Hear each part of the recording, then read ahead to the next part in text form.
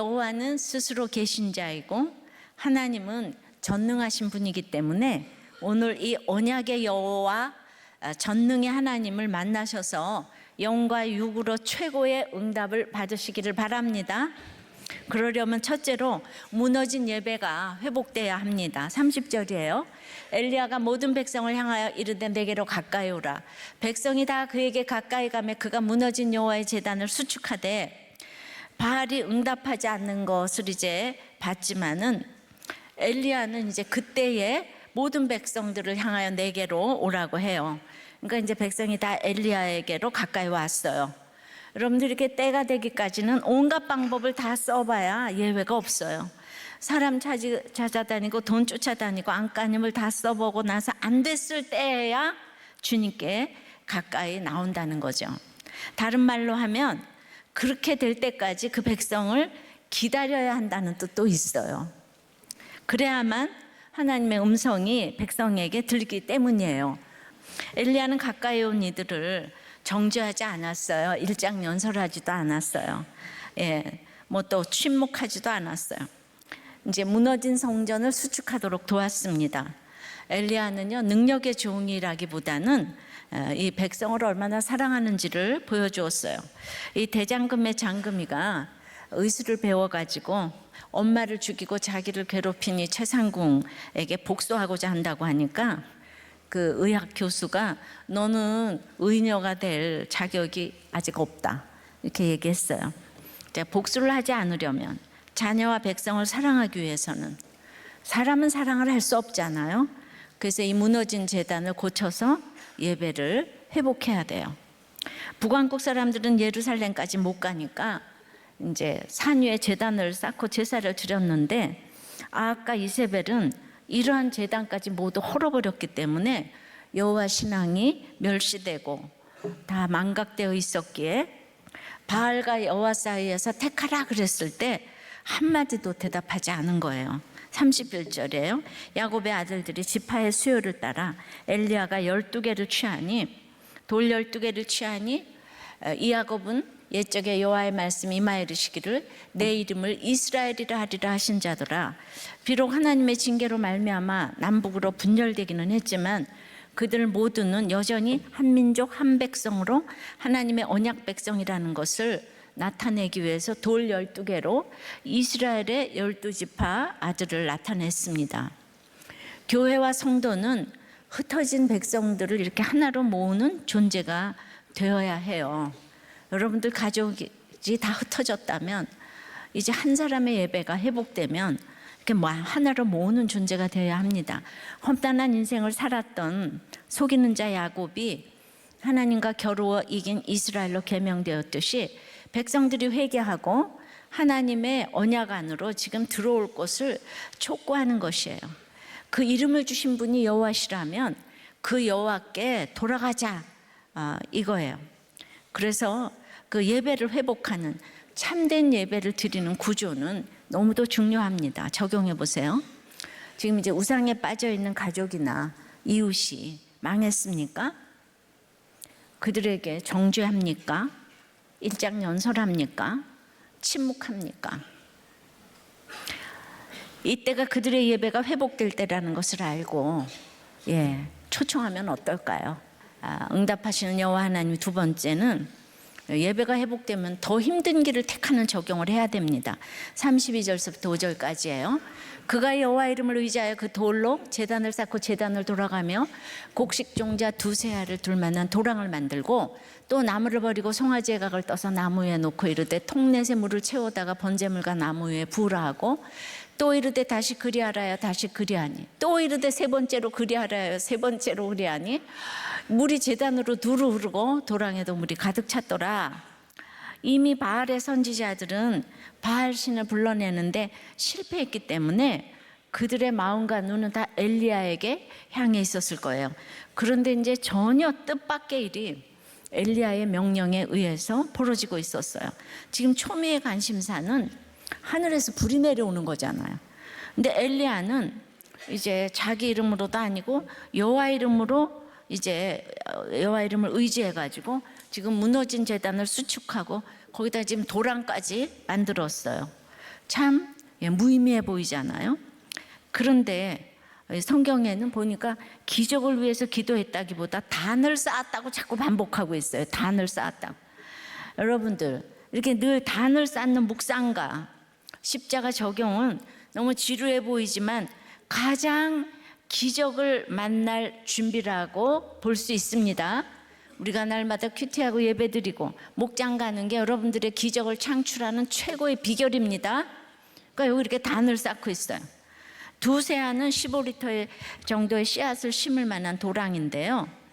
이제 번제들을 태울 나무 등을 준비하는 것도 레위기의 규례를 이렇게 따른 거예요. 그러니까 바알 선지자들과의 대결이 숨막히는 상황에서도 이제 자기에게 유리하게 행동한 게 아니라 철저하게 하나님의 말씀에 따라 일을 진행시키고 있는 것입니다. 도랑을 만든 후에 그것도 한 번에 대량으로 물을 붓지 않고 통 넷에 세 차례에 걸쳐서 계속 남북의 하나됨을 지금 상기시키면서 불이 내려와서 태울 그 제단 위에 오히려 12항아리의 물을 세 번에 걸쳐서 천천히 부었어요. 이건 엘리야의 의도적인 행동이죠. 아니 불이 임해서 송아지를 태우려면은 물도랑에서 태우기가 당연히 얼마나 어렵겠어요. 그건 이제 뭐 태울 수가 이제 없는 거죠. 도저히 이제 불가능한 이제 그 일을 지금 엘리야가 지금 하고 있는 거예요. 그러니까 도랑에 물이 찼다는 것은 이로써 제물뿐만 아니라 제단 전체가 완전히 물에 젖게 되었고 이제 하늘에서 벼락이 쳐도 물이 붙을 가능성은 전혀 없게 됐어요. 이러한 모습은 백성들의 눈과 마음에 생생하고도 확실하게 지금 이제 각인시켰고 각인되었을 거예요. 엘리야는 일부러 상황을 더 어렵게 만들었어요. 이것이 우리들을 예수 믿게 하는 하나님의 방법이에요. 더 어렵게 상황을 만들어 놓은 것처럼 보여요. 항상 어떤 상황에서도 그러므로 성도인 나는 더 어렵고 힘든 길을 택해야 합니다. 처처의 기근이 있음에도 줄기차게 더욱더 비 안 오게 기도하는 것은 왜 그랬다고 생각하세요? 구원 때문인 거죠. 구원 때문에 좋은 소리만 들을 생각하면 엘리야와 같은 적용과 기도를 할 수가 없습니다. 다윗의 집에 칼이 떠나지 아니하리라 한 말씀과 내 이웃이 백주에 네 부인을 동침하리라 밧세바 사이에서 낳은 아이가 죽을 것이다. 이 나단의 예언의 말씀을 그대로 들은 것은 그것이 사랑이라고 생각했기 때문이고요. 이런 예언을 들었다고 저주가 아니고 바로 예수님의 직계 조상인 다윗이 이런 얘기를 들은 거예요. 그러니까 어떤 저주 같은 얘기도 내가 죄인이란 것을 인정만 하면 못 들을 얘기가 이 세상에 없는 거예요. 다윗처럼 자기 죄를 보면 아무리 자기가 공을 세웠어도 잠잠히 있을 수가 있어요. 근데 사람이 자리가 올라갈수록 자기 자리에서 이 죄를 인정하기가 너무나 어렵죠. 그러니까 미리미리 빨리 다 고백을 해두시는 게 신간에 좋아요. 자리가 올라가면 점점 힘들어요. 그래서 이제 왜 비 오지 않기를 이렇게 간절히 기도했을까요? 이스라엘 백성의 패역함을 징계하기 위해서 사실은 복음이 꽂히기 위해서는 떨어지고 파멸하고 넘어지고 이제 망하기를 기도하는 것이 예레미야 1장 10절 말씀처럼 이게 성경적이잖아요.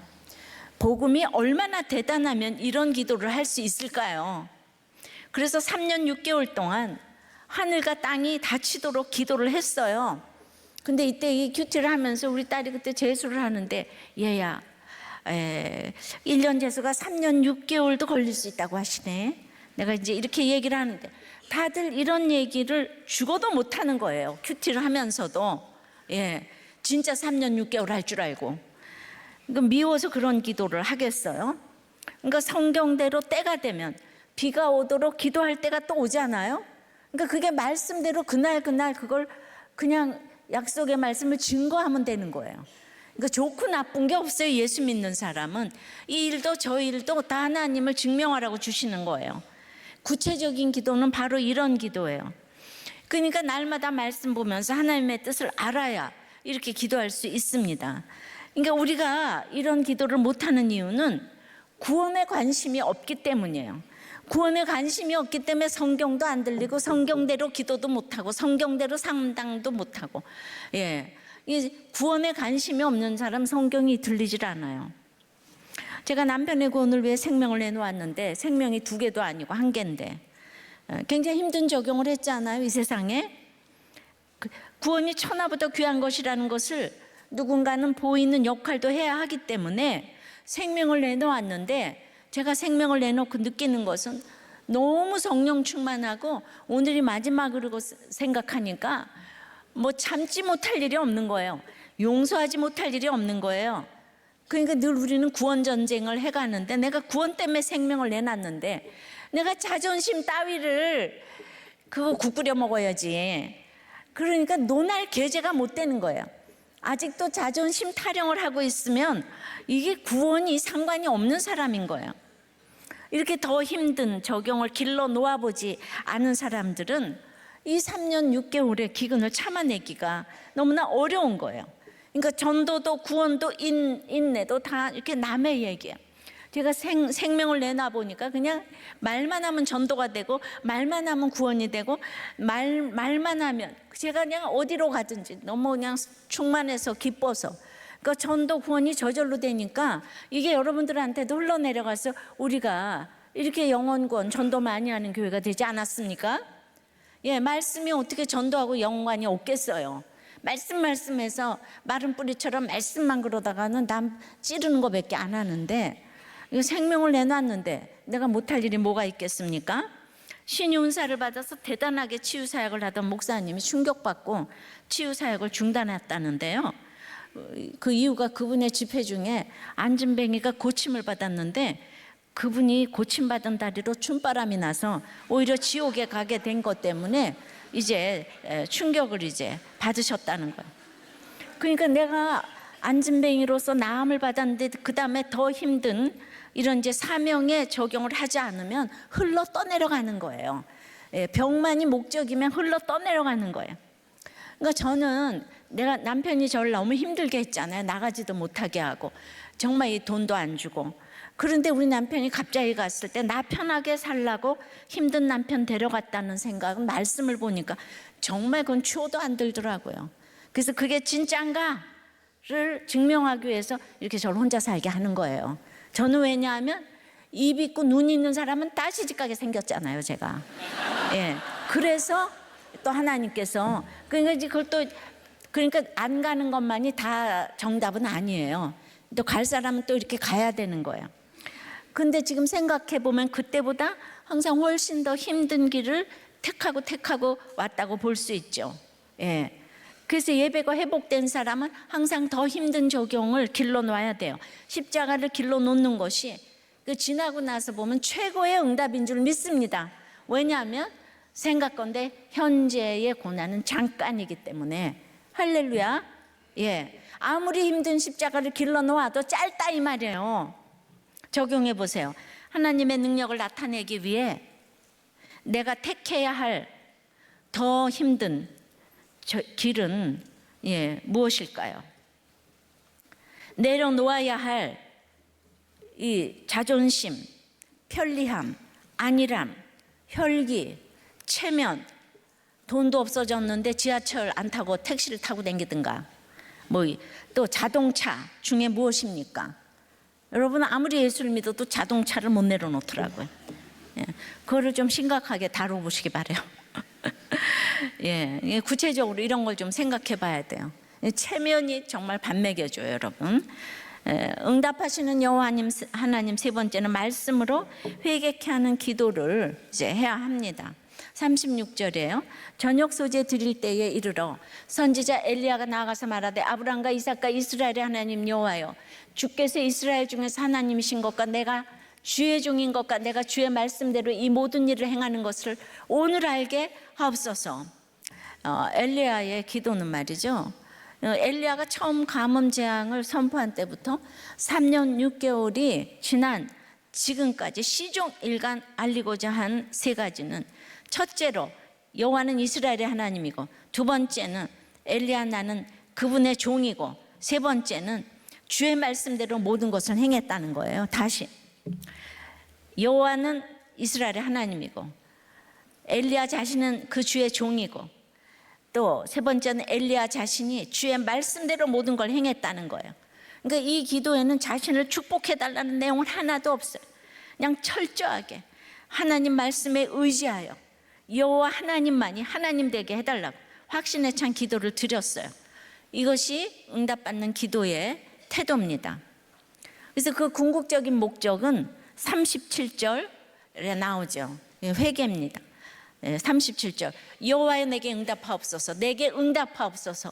이 백성에게 주 여호와는 하나님이신 것과 주는 그들의 마음을 되돌이키심을 알게 하옵소서 하매, 이 세상에서 가장 위대한 님은 여호와이신 약속의 아브라함의 하나님, 이삭의 하나님, 야곱의 하나님을 아는 거예요. 그러니까 내게 응답하소서, 응답하소서, 똑같은 어조로 이렇게 반복되고 있는 엘리야의 기도는 이 바알 선지자들이 보여준 이 광란의 기도에 비하면 막 피를 흘리고 몸을 상해가면서 간단명료하지만은 아랠 것을 아뢰는 전심을 다하는 간절한 이제 기도였어요. 그러니까 되돌이키심은 방향이나 마음을 돌이키다라는 의미인데, 바알 신앙에서 마음의 방향을 바꾸어 유턴해서 살아계신 참 하나님 여호와께로 향해야 한다는 거예요. 이때는 너무 신앙이 회파되어 있어서 하늘로부터 내려오는 이런 불과 같은 하나님의 강권적 역사가 없다면 이 이스라엘 백성이 너무 죄로 말미암아 너무나 타락해 있기 때문에 이 북이스라엘이나 인생에게 있어 여호와 하나님만이 참, 여호와만이 참 하나님이시라는 신앙 고백은 이제 이 불이나 내려와야지 아니면 불가능한 거예요. 이제 이 얘기는 내가 불을 내리는 기적을 베풀지만은 그 기적은 회개를 위한 것임이라고 미리 알려주는 거예요. 기적을 주는 이유는 회개하라고 준다는 거예요. 근데 기적 자체에 만족을 하니까 안진뱅이가 나도 춤바람이 나는 거예요.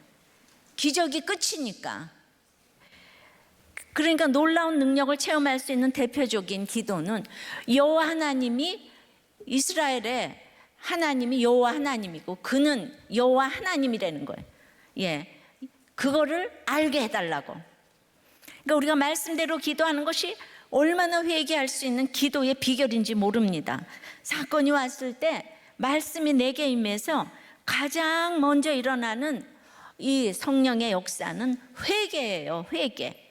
큐티를 해도 회개 없이 하면은 문제 해결만 기대하면 이 매너리즘에 빠지는 거예요. 회개, 자기 죄를 보는 거, 이거 너무 중요하지만 또 마음대로 안 되죠. C.S. 루이스는 실제로 마음속에는 B에 대한 소원으로 가득하면서 허울뿐인 간절함으로 A를 구하는 것은 아무 소용이 없다는 거예요. 우리는 우리 속에 있어야 마땅한 것이 아니라 현재 우리 속에 있는 것을 하나님 앞에 내놔야 된다는 거예요. 하나님 앞에 내놓는 것이 다 회개해야 될 죄인지도 모르지만은 그 사실을 확인하는 가장 좋은 방법 역시 그것을 하나님께 내놓는 거죠. 그러니까 목장을 우습게 여겨도 목장에 가면은 이렇게 진단을 해줘요. 내가 지금 회개를 하고 있는지 아닌지.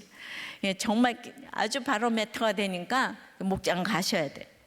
근데 우리가 기도를 꺼리는 이유는 상당 부분 우리의 죄 때문이고, 그냥 다 세상 일에 불필요하게 몰두하고 있고, 이 정신 건강이 지금 이제 혼란하기 때문에 어느 작가는 하나님이 정말 기도를 들으시기를 바라지 않기 때문에 일부러 희미한 목소리로 기도를 한다는 거예요.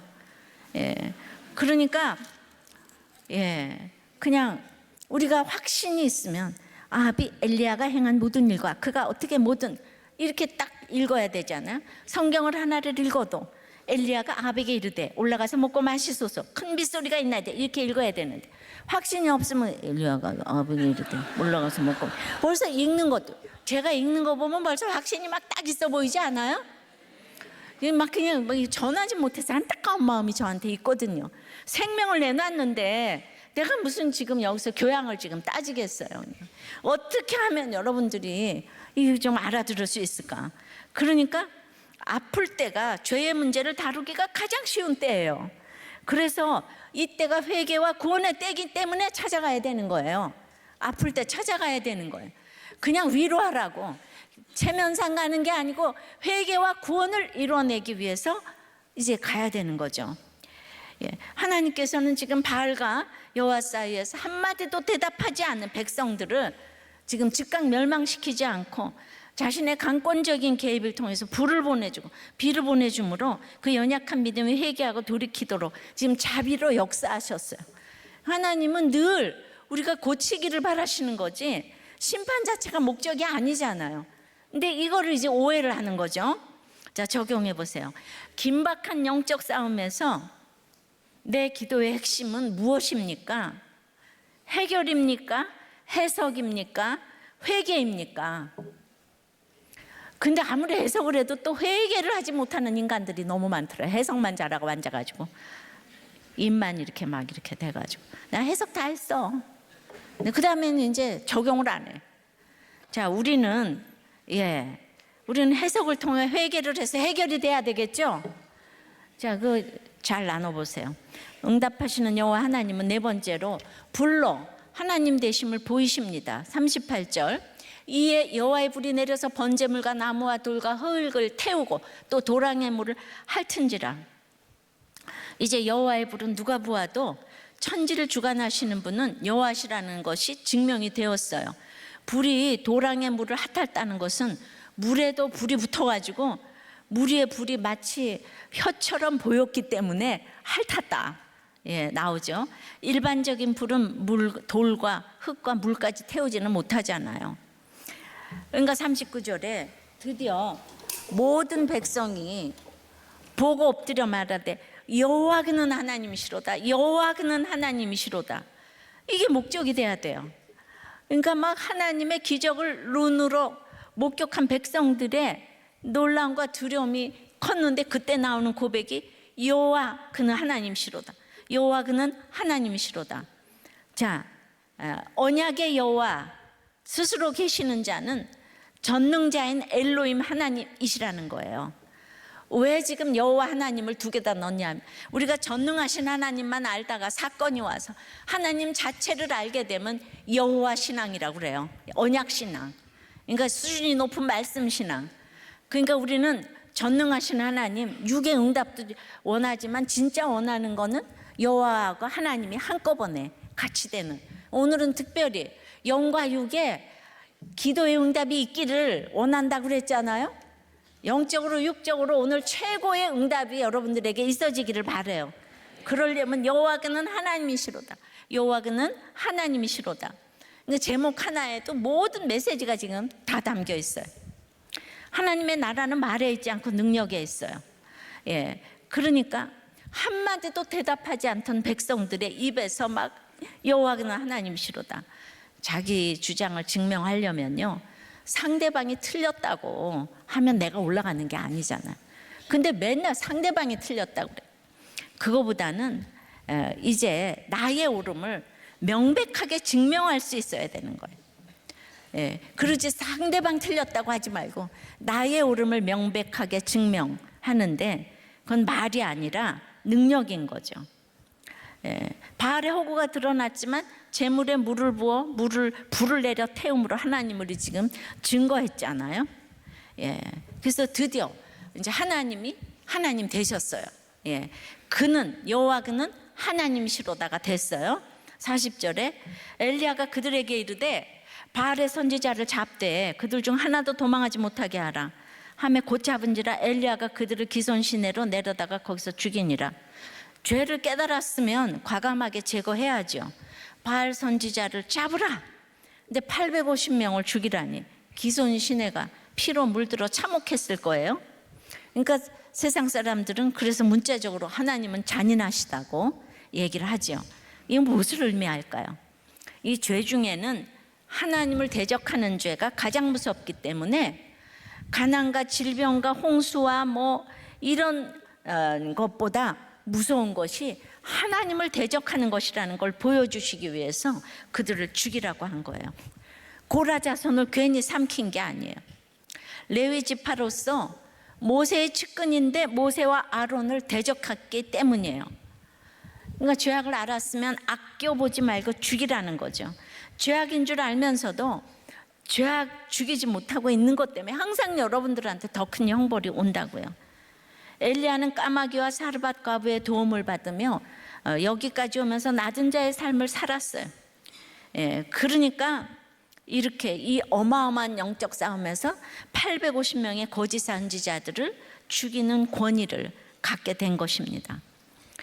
지난번에 우리가 엘리야의 하나님이냐 바알이냐 택하라고 할 때는 백성이 한마디도 대답하지 않았잖아요. 근데 어떤 신이 불로 응답하는지를 결정하지 않을 때는 다 옳도다 했잖아요. 근데 오늘 불로 응답하신 여호와를 경험하고 다시 여호와 유일신 신앙을 고백하게 되는 과정을 이제 효과적으로 지금 이렇게 보여주고 있는 거예요. 이 사람들이 대답 안 하고 대답했는데, 그러니까 이제 사람들에게 명백하게 증거를 하려면은 이렇게 어그리 되게, 억셉트 되게, 이렇게 진짜 하나님은 너무 우리를 사랑하시는 것 같아. 한마디도 대답하지 않는 이 인간들에게 불이 내려서 그는 여호와 하나님이시다, 이거를 이제 고백하게 하신 하나님. 이건 정말 이 응답은 하나님만이 하실 수 있는 것 같아요. 적용해 보세요. 나의 말이 아니라 능력으로 명백하게 증명한 여호와 하나님이 있습니까? 예를 들어 회개입니까? 오픈입니까? 철저한 낮아짐입니까? 이제 말씀의 준비입니까? 여러분 어디에 속합니까? 응답하시는 여호와 하나님은 드디어 큰 비로 응답하십니다. 41절에요. 엘리야가 아합에게 이르되 올라가서 먹고 마시소서, 큰 빗소리가 있나이다. 이제 바알의 거짓됨이 만천하에 드러났고 백성들도 여호와를 참 하나님이로 고백하였으며 바알 선지자들도 몰살시켰기 때문에 아합이 지적한 대로 엘리야는 이스라엘을 괴롭게 하는 자가 아니에요. 이스라엘을 위하는 자예요. 그런데도 이제는 아합에게 가서 비가 내릴 테니까 먹고 마시라고 해요. 이건 아합 때문이 아니죠. 아합이 전혀 변하지 않았잖아요. 근데 다른 사람들, 바알에게 무릎 꿇지 않는 7,000명이 19장 18절에 나오죠. 비를 내려주셨어요. 저는 북한에도 바알에게 무릎 꿇지 않은 7,000명이 반드시 있으리라고 믿습니다. 42절에 아합이 먹고 마시러 올라가니라. 엘리야가 갈멜산 꼭대기로 올라가서 땅에 꿇어 엎드려 그의 얼굴을 무릎 사이에 넣고, 그러니까 아합, 여기 이제 올라간다는 얘기가 2번 나오거든요. 아합도 올라가고 엘리야도 올라가요. 근데 아합은 먹고 마시러 올라가고 엘리야는 기도하러 올라갑니다. 비가 있다 그래 놓고는 비가 오게 해달라고 기도하러 올라갔어요. 아합의 삶의 방향 내지 신앙 방향이 엘리야와 전혀 다르다는 사실을 이렇게 암시하고 있어요. 엘리야가 지금 이제 불을 내리고 기도하고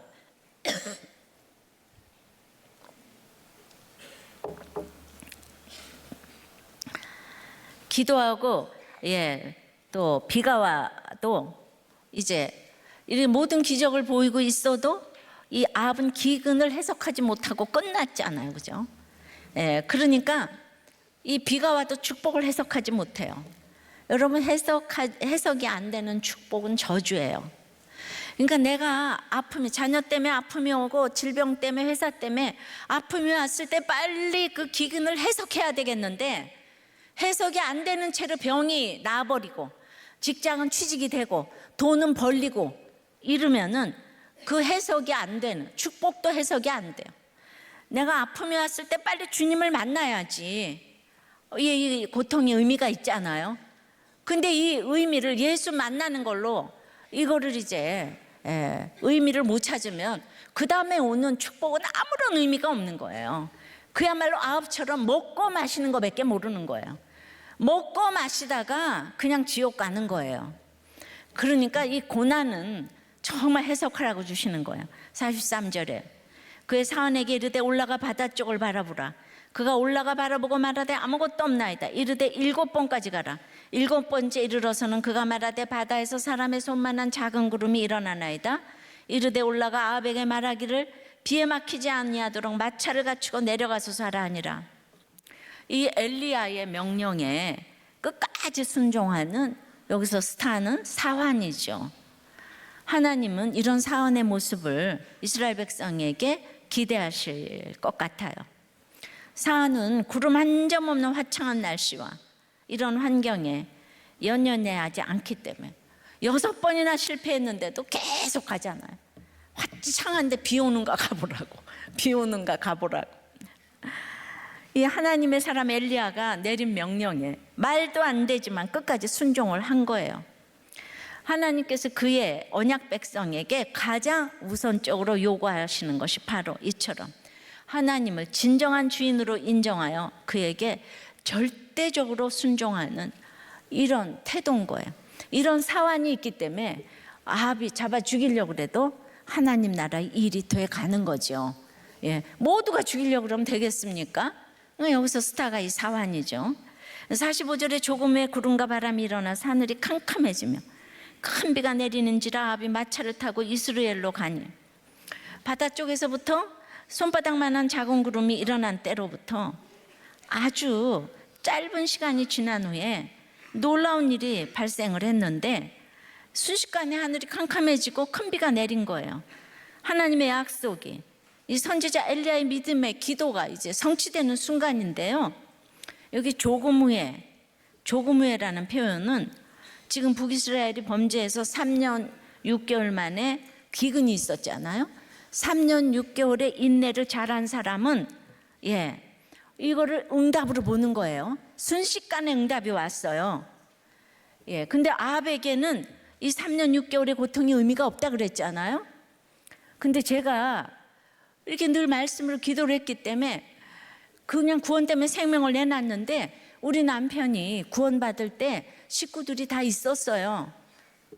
근데 저만 응답이라고 막 이렇게 좋아하면서 지금 이 30년을 이게 축복의 통로가 됐잖아요. 이 기적을 제가 봤기 때문에. 근데 거기 있었던 사람들이 기억을 못 하는 거예요. 우리 남편이 무슨 말을 했는지 기억을 못 하더라고요. 그러니까 이게 순식간에 응답은 기도한 사람이 받는 거예요. 그러니까 여전한 방식으로 말씀 보고 단을 쌓은 사람은 순식간에 오는 응답을 절대로 놓치지 않아요. 근데 같이 있었어도 그걸 하나도 기억을 못 한다는 사실인 거죠. 46절이에요. 정말 다 제 얘기예요. 제가 확신 있게 어떻게 안전할 수가 있겠어요? 그러니까 여러분들은 몰라. 이렇게 되는 거죠. 46절 여호와의 능력이 엘리야에게 임함에 그가 허리를 동이고 이스라엘로 들어가는 곳까지 아합 앞에서 달려갔더라. 그러니까 이제 기적을 봤으니까 자신에게 임한 능력으로 이스라엘 이세벨의 고향으로 달려갔어요. 여호와의 불로 큰 비로 응답했어도 매일 임하는 능력이 없으면 유지가 못 돼요. 아합과의 계속적인 대결을 위해서 지금 허리를 동이고 엘리야가 영적으로 무장했어요. 아까 안진뱅이 그분은 춤바람으로 갔잖아요. 근데 큰 비가 왔어도 그냥 불이 내려도 형통해도 고난이 와도 나는 오늘 그날 말씀으로 그냥 사는 거예요. 그 나한테 별 그렇게 큰 의미가 없어요. 이 큰 교회를 한다. 그 의미가 없어. 하루하루 살았어요. 그 옛날이나 지금이나 똑같아요, 그냥. 그러니까 허리를 동여서 여기에 허리를 동였다는 게 아주 중요합니다. 그래서 엘리야가 항상 눈에 보이는 현상보다 앞지르는 모습으로 등장을 하죠. 우선 하늘에 구름이 하나도 없는 상황에서 큰 비의 소리를 들었어요. 손만한 구름을 보고도 폭우가 내릴 것을 알았어요. 이것은 엘리야에게 임한 여호와의 능력을 조금씩 드러내는 것이며 그 절정은 아합의 마차를 앞지르는 엘리야의 다름질에서 나타나잖아요. 그런데 그냥 저는 말씀대로 그날 얘기를 하는 거예요. 말씀대로 얘기를 하면 그 일이 희한하게 몇십 년 지나서 다 이루어지는 거예요. 여러분들이 그 얘기를 그거 너무 많이 듣잖아요. 그러니까 제가 알아서 하는 게 아니라 오늘 이렇게 날씨가 화창한데 비 올 걸 알고 손바닥 구름에서 폭우를 알고 그게 나도 모르는 진리의 성령님이 가르쳐 주신다고 생각해요. 근데 이렇게 말씀을 도시 하나 안 빠지고 그냥 머리에 이제 쥐가 날 정도로 들여다보고 앉아 있는데 오직 그것 때문에 여러분들을 저에게 붙여주셨다고 생각해요. 오직 그거 이상도 야도 없어요. 제가 북한에 가서 말씀을 전한 것도 이 하나님의 능력이고 평소에 끊임없이 말씀을 묵상했기 때문에 묵상이 뭐예요? 반복해서 읽고 적용한다는 거잖아요. 그게 오직 능력이에요. 내가 대단한 사람이 아니라 여러분도 꾸준한 말씀 묵상을 통해 850대 1의 싸움에서도 넉넉히 이기는 하나님의 능력을 체험하시기 바랍니다. 근데 아합왕과 이세벨은 이런 기도응답에 엘리야가 싫은 정도가 아니고 처음부터 끝까지 죽이려고 했어요. 엘리야는 이세벨과 아합을 변화시키지 못했어요. 어떻게 이렇게 기도의 사람을 그렇게 처음부터 끝까지 죽이려고 할 수 있을까요? 근데 이때 교훈받아야 될 거는 내가 진짜라면 죽이려는 사람이 있겠구나, 진짜가 아니라서 죽이려는 사람이 없구나, 이렇게 적용을 하셔야 되는 거죠. 그러니까 한 번도 괴롭게 하는 자라는 소리를 못 들어본 사람이 너무 많더라고요. 이 목자들 중에서도 전도라는 걸 안 해봤기 때문에. 그러니까 이게 무슨 말인지를 모르시는 것 같아요. 그러나 수천 년 동안 엘리야의 이런 삶과 생각과 삶이 수많은 사람들을 변화시켰잖아요. 당대에서만 변하는 것이 다가 아니에요. 사도 바울도 자식이 없었지만 그의 삶은 수많은 사람을 지금도 변화시키고 있는 것이잖아요. 그러니까 저를 죽이려는 사람이 있고 내 대해서 아무도 안 변하는 사람이 있다고 할지라도 지금 이 책이 계속 남고 우리도 교회의 삶이 전해져서 수많은 사람이 앞으로 이제 변화될 줄 믿습니다. 그 여러분들도 거기 같이 이렇게 공동체에 속해서 이런 이제 행전을 지금 쓰고 있기 때문에 여러분들의 삶도 훗날에 모두를 변화시키는데 쓰임받게 될 줄을 믿습니다. 적용해 보세요. 여러분은 850대 1의 대결에서 큰 비의 소리를 듣습니까?